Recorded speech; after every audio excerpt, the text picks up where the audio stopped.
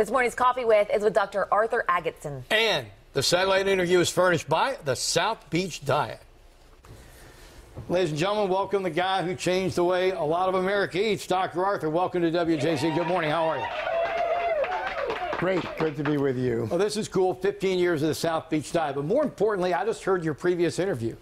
And you bellied up to the table, if you will, and said during the holidays, you didn't eat the best. Yeah, oh, look, one of the reasons I discovered the diet was my own problems. In the late afternoon in the hospital, I'd be feeling like I was going to pass out. I would make a run for the doctor's lounge, inhale some low-fat blueberry muffins, and that was just increasing my belly circumference. And so my own issues helped lead to the South Beach Diet. And we're talking a decade and a half here. Have you looked at this now 15 years later and said, with some new medical information, I need to make a couple revisions, or is it still on solid ground? The principles of good fats, good carbs, good healthy proteins, and plenty of fiber have absolutely stood the test of time.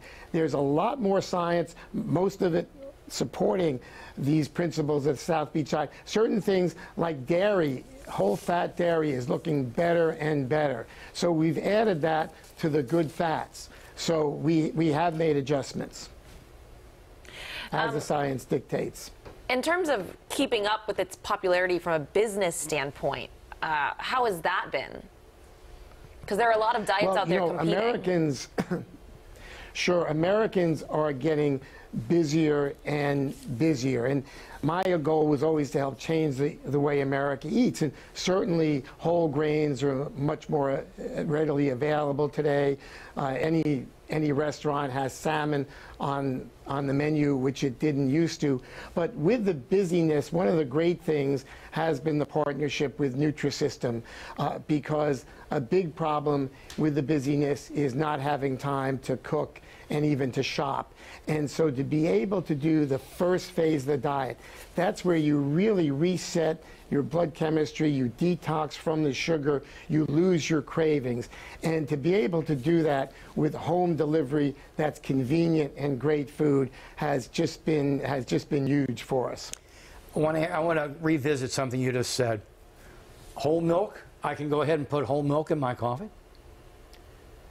Yes, whole milk, even cream, and by the way, whole fat yogurt, which is sometimes hard to find, but yogurt has good bacteria. We're worried about our gut health these days, so yogurt is good for that.